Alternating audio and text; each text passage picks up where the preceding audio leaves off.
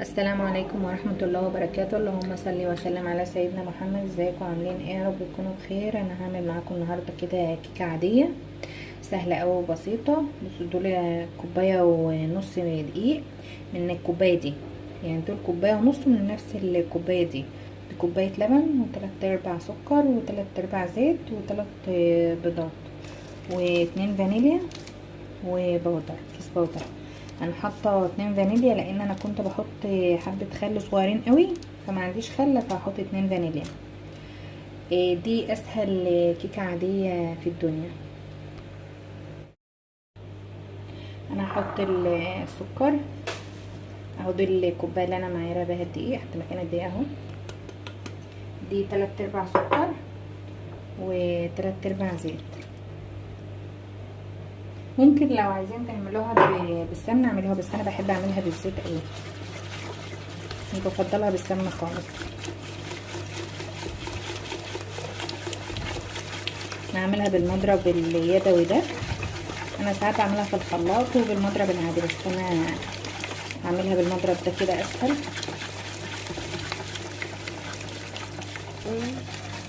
قلبتهم اهو. هحط دلوقتي 3 بيضات، واحط الفانيليا،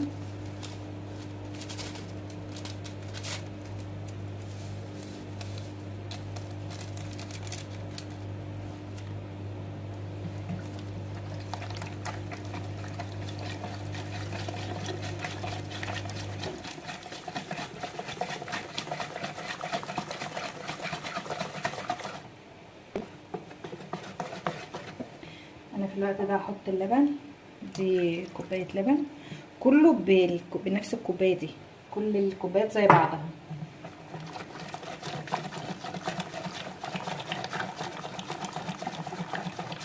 الطريقه دي سهله قوي وبسرعه كده، ما بتاخدش وقت.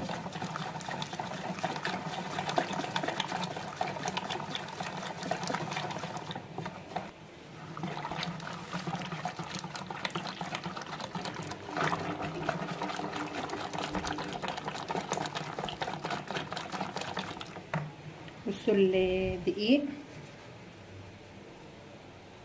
هحط عليه كيس البودر. انا حطيت حبه ملح صغيرين قوي.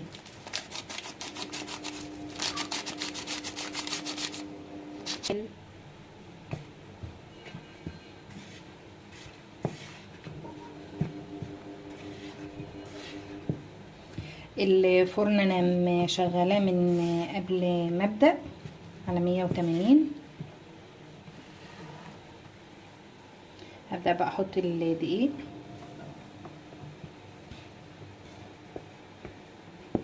احط نصه كده واقلب وارجع احط النص التاني.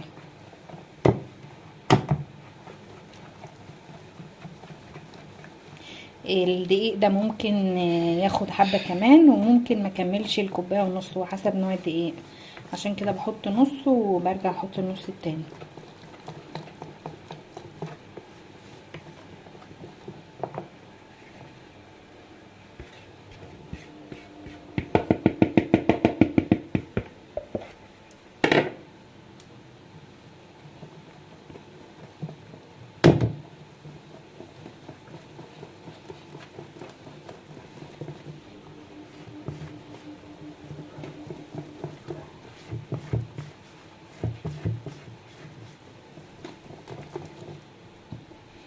هي مش محتاجة دقيق ولا محتاجة اي حاجة. بصوا هي كده حلوة قوي.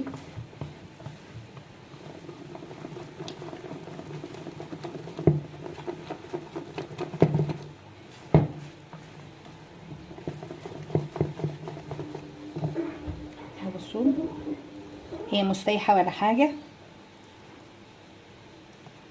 عشان محدش يقول ايه سايحة ولا كده. لا، هي حلوة كده قوي، مش هزود فيها دقيق ولا حاجة. دي الصينية انا مبدراها اهو. انا هحط الخليط كده وهسيب شوية، كفاية قوي كده. هسيب دول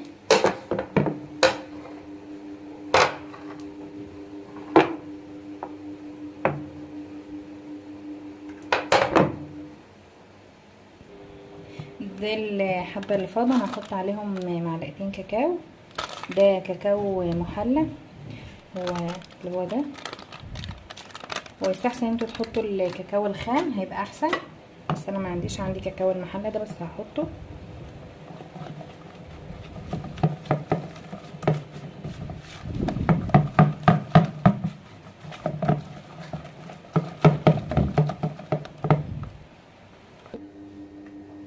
هحطهم كده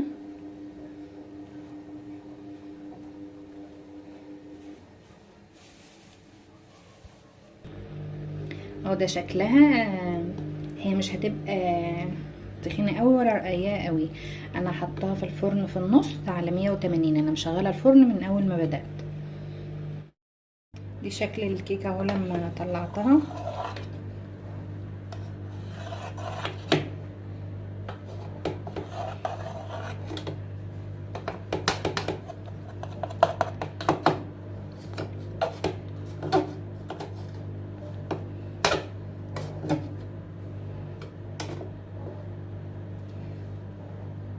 شوفوا الكيكه هشه ازاي.